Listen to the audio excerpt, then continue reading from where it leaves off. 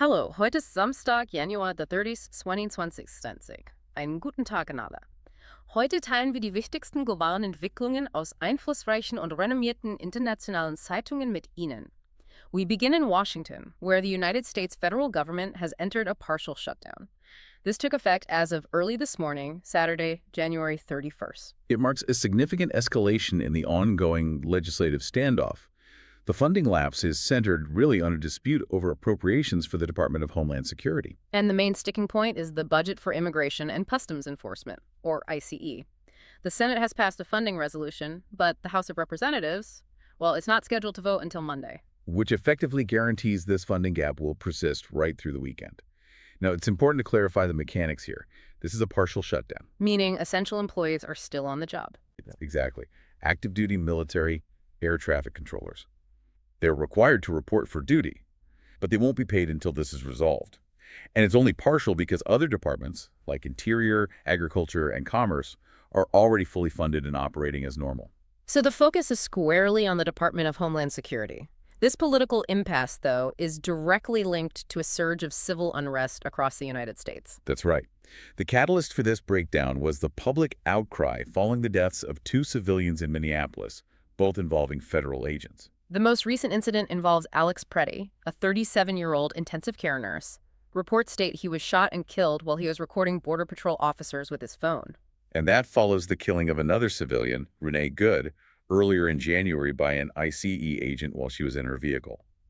The Department of Justice has opened a civil rights investigation into Preddy's death, but the political fallout has been swift. And that has translated into widespread public response. On Friday, we saw mass demonstrations across the nation, organized under the banner of a national shutdown. The strategy was explicitly economic. Organizers called for citizens to abstain from work, from school, and from shopping to try and force a policy shift. We saw large rallies in major cities, Los Angeles, Minneapolis, but also, notably, in smaller communities like Boise, Idaho, and Gainesville, Florida. And the atmosphere at these events has been incredibly tense. We have a disturbing report out of Michigan where a student protester was struck by a vehicle displaying a political flag. Video shows the vehicle accelerating into the student. Shifting focus now to the economic landscape, a major transition is underway at the Federal Reserve. The U.S. president has nominated Kevin Warsh to be the next chair. If confirmed, he would replace Jerome Powell, whose term is set to expire in May. Warsh is a known quantity. He was a Fed governor from 2006 to 2011. And he's been a very vocal critic of the Fed's recent policy decisions. He has. And this nomination is raising serious questions about the independence of the central bank. Markets view Warsh as being more aligned with the U.S. president's desire for lower interest rates. So the question is whether the Fed can maintain its traditional insulation from political pressure. Precisely. And financial markets are already pricing this in, with futures suggesting an expectation of rate cuts. The risk, in the long term, is that if monetary policy is seen to follow political cycles, that could create instability. Moving now to international security in the Middle East, the U.S. State Department has approved new arms packages totaling approximately $15.7 billion for the region. This is divided into two main agreements. First, a $6.7 billion package for Israel. And a larger $9 billion deal with Saudi Arabia. The specifics here are important. The Israeli package includes 30 Apache attack helicopters and various munitions. And what's legally significant is that the administration bypassed the standard congressional review process. Citing emergency authority. Yes, a move that drew sharp criticism from the House Foreign Affairs Committee.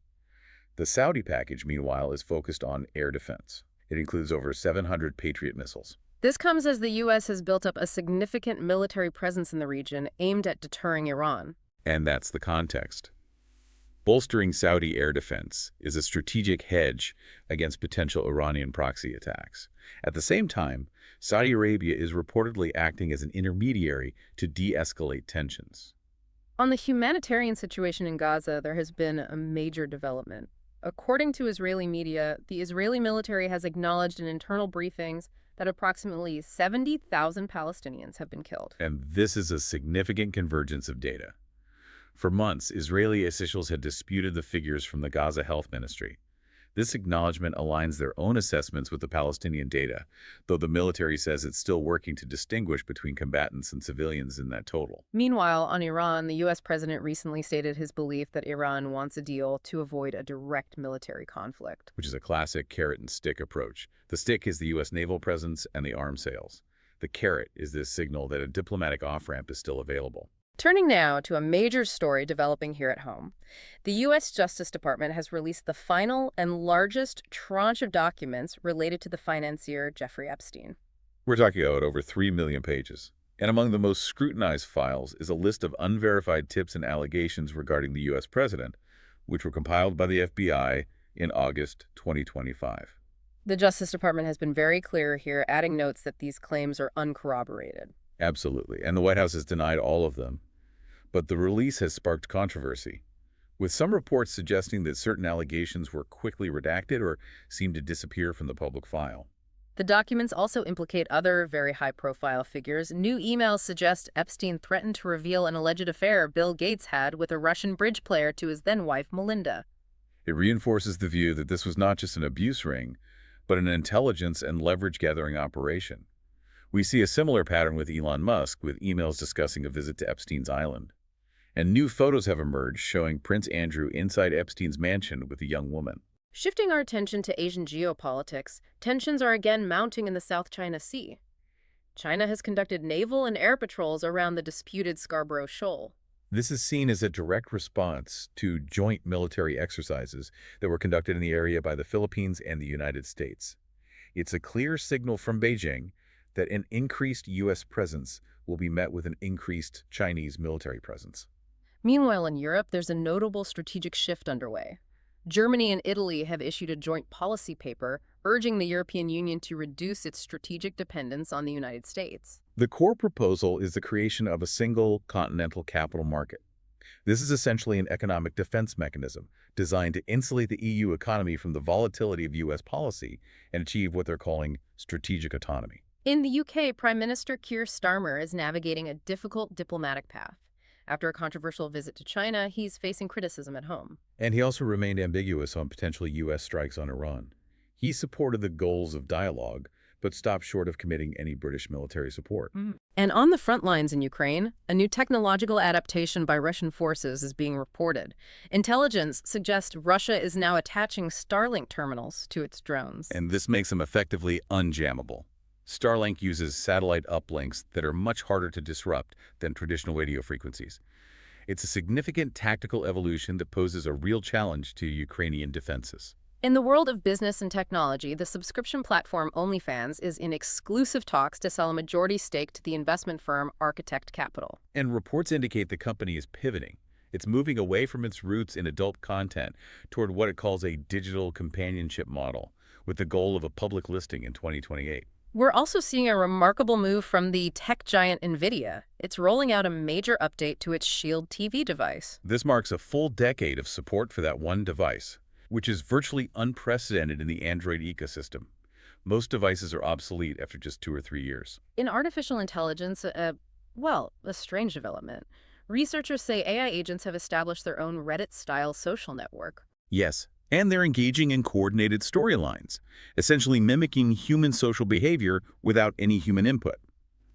At the same time, on networks like LinkedIn, we're seeing humans trying to detect ChatGPT-written posts by analyzing syntax and emoji use. Now for a look at science and health. New data from Australia shows the long-term decline in teenage smoking rates has stalled. And that stall is being attributed directly to the rise of vaping. The government is taking drastic action, restricting the sale of vapes exclusively to pharmacies, calling the current situation a toxicological experiment on young people. On a more hopeful note, a new triple drug treatment has shown promise in stopping pancreatic cancer, at least in mouse studies. Pancreatic tumors are notoriously hard to treat because they're encased in a dense tissue shield. This new approach appears to breach that shield. While it's early, it's a significant preclinical breakthrough.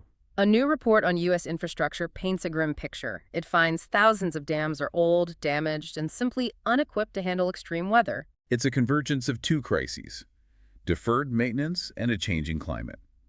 These dams were designed for weather patterns that no longer exist, and the report warns of a high probability of catastrophic failures without major investment. In archaeology, skeletal analysis has confirmed a Stone Age teenager was mauled by a bear 28,000 years ago. It's a visceral look at the daily hazards of that era, grounding our understanding of history in the constant struggle for survival. And finally, in consumer tech, new research suggests the human eye simply cannot distinguish between 4K and 8K resolution on standard TV sizes. That's right. At normal viewing distances, the pixel density of a 4K screen already exceeds what our eyes can resolve. This suggests the push for 8K may be more about marketing than any tangible benefit for the consumer. We close today's broadcast with the obituary of a cultural icon. Catherine O'Hara, the Emmy-winning actress known for her roles in Schitt's Creek and Home Alone, has died at the age of 71. She was a rare talent. From her early work on SCTV to her career-defining role as Moira Rose, she had a unique ability to create characters that were both absurd and deeply authentic. Tributes are pouring in, highlighting her comedic genius. Her passing is a true loss. Einen guten Tag an alle. Wir treffen uns morgen wieder. Wir werden hier auf Sie warten.